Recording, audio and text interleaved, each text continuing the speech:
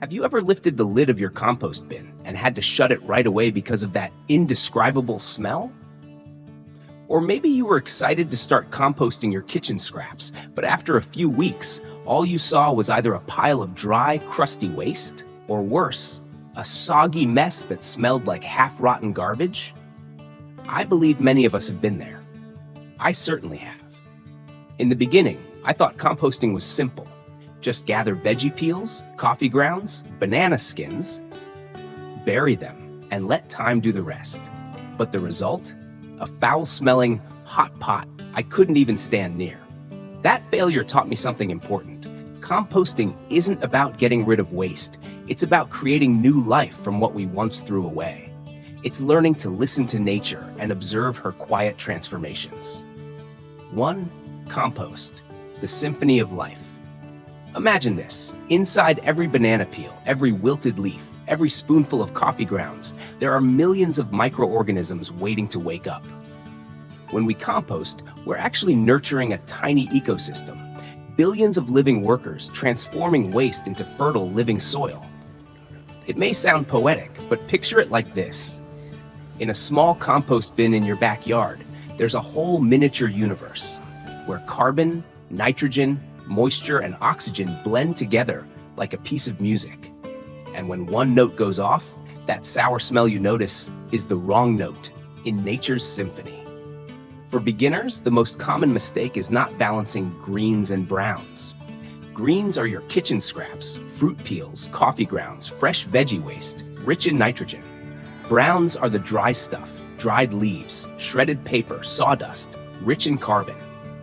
Too many greens make the pile wet and airless, inviting anaerobic bacteria that cause that rotten odor. Too many browns and the process slows down. The compost stays dry and inactive. I often compare it to cooking a good soup. Too much salt? It's inedible. Too little? It's bland. Composting works the same way. It's all about harmony. From my own experience, the sweet spot is 2 parts browns to 1 part greens. Each time I toss kitchen scraps in, I cover them with a layer of dried leaves or shredded paper. And you know what? Just that small step almost completely eliminates the smell. 2. Odor-free composting. The secret is in the breath. People often ask me, Mr. An, how come your compost never smells, even though I'm doing the exact same thing? The secret lies in something tiny: oxygen. Compost, like people, needs to breathe. If you pile wet, sticky scraps too tightly, there's no airflow inside. That's when anaerobic bacteria take over, releasing gases that smell like rotten eggs or swamp mud. So, make it a habit to turn your compost every 5 to 7 days. I call it letting your compost breathe. Each time I turn mine, there's that pleasant earthy scent. Never foul. That's how you know your compost is alive and healthy. Also, keep an eye on moisture. Compost should be as damp as a wrung-out sponge. Moist, not soggy. If it's too dry, microbes go dormant. Too wet, and they suffocate. Here's a trick. Grab a handful and squeeze. If just a few drops of water come out, you're in the perfect zone. A friend of mine, Lan from Dalat, once said, Mr. An, my compost smells so bad, my husband won't let me keep it in the yard. When I visited, I found she was using a sealed bin with no air holes, and she left it in the rain. I showed her how to drill ventilation holes, add dry leaves, and turn it weekly. 3 weeks later, she called me. It doesn't smell anymore. It smells like fresh soil. That's all it takes. A bit of oxygen and a bit of attention, and your compost becomes something pleasant, not a chore. 3. From waste to soil. The simple joy of living green. Have you ever sat in your garden surrounded by lush green vegetables, knowing they're growing from the compost you made yourself? That feeling, it's pure happiness. I've felt it many times. In the morning, I pick a few herbs, a couple of ripe tomatoes, and I know they're nourished by what used to be kitchen scraps just weeks ago. A closed loop, small but deeply meaningful. Many people think composting is messy or time-consuming, but to me, it's a way to slow down and truly reconnect with nature. Every time you drop a piece of vegetable peel into the bin, you're giving back to the earth what she gave you. Science tells us compost improves soil texture, water retention, and microbial diversity. But beyond the data, compost teaches us the beauty of transformation. Nothing is ever waste. It's simply matter waiting to be put in the right place. I often tell people in my workshops, the kitchen scraps you throw away today could be the flower you admire tomorrow. It sounds simple, but once you've composted, you know it's true. When you open that bin after a few weeks and see black, crumbly, sweet-smelling soil, it feels like witnessing a small miracle. No fancy machines, no chemicals, just nature, working silently, patiently. 4. Beginner's mistakes and lessons from experience. If you're new to composting, don't worry, everyone messes up their first batch or two. I did too, and each failure taught me something valuable. The first common mistake? Throwing scraps in whole. The smaller the pieces, the faster they break down. Think about it. A whole grapefruit peel can take months to decompose, but cut it up and it's gone in weeks. Second mistake, adding too much greasy food, meat, or fish. Those ingredients cause odor and attract rodents or flies. If you want to compost them, use a bokashi bin or bury them deep in the soil. But for regular composting, skip them.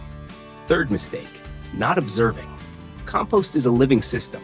It changes with the weather, the season, the ingredients. During rainy months, you'll need more browns. In dry months, add more greens or a splash of water. There's no rigid formula, just awareness. I once met an old farmer in southern Vietnam, around 60 years old. He laughed and said, "I don't calculate ratios. If it looks wet, I add leaves. If it looks dry, I sprinkle water. Works every time." That's the real composting spirit, trusting your senses and listening to the soil. 5. Compost in the age of artificial intelligence. When technology meets nature. We live in a time when artificial intelligence can paint, compose music, diagnose diseases, even predict the weather. Yet I still believe that nature's intelligence surpasses every algorithm we've ever built. AI can help us calculate ratios, monitor moisture, or design better bins. But it's still humans, with our patience, care, and love for the earth, who are the real programmers of the composting process. In Europe, I've seen projects using sensors to track compost temperature and humidity, adjusting conditions automatically. Here in Vietnam, a few young startups are experimenting with similar ideas. I fully support that. But I always remind people, technology is just a tool. The heart of composting is still a green mindset, seeing waste as a resource, not a problem. Imagine if every household composted their kitchen scraps. We could reduce tons of landfill waste every single day. Instead of fighting waste, we transform it.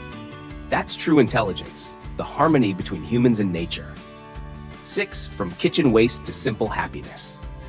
Someone once asked me, "Mr. An, what keeps you so passionate about composting?"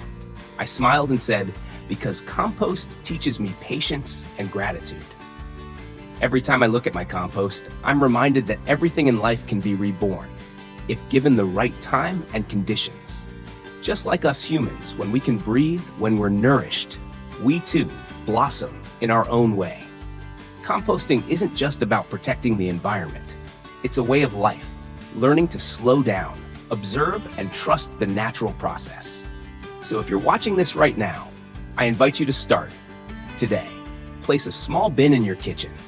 Collect veggie peels, coffee grounds, and begin your journey. Don't be afraid to make mistakes. Don't worry about the smell. Just remember, every time you drop something into that bin, you're planting a seed for the future.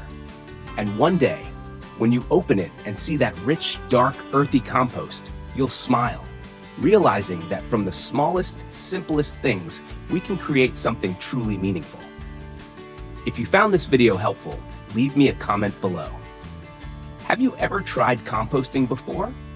And what's stopping you from starting today? Share your story. I'd love to hear it. Let's inspire each other to live greener, calmer, and more sustainably. And don't forget to subscribe to the Compost channel for more simple, practical tips. And join me, Mr. An, as we plant little seeds of hope for this beautiful planet.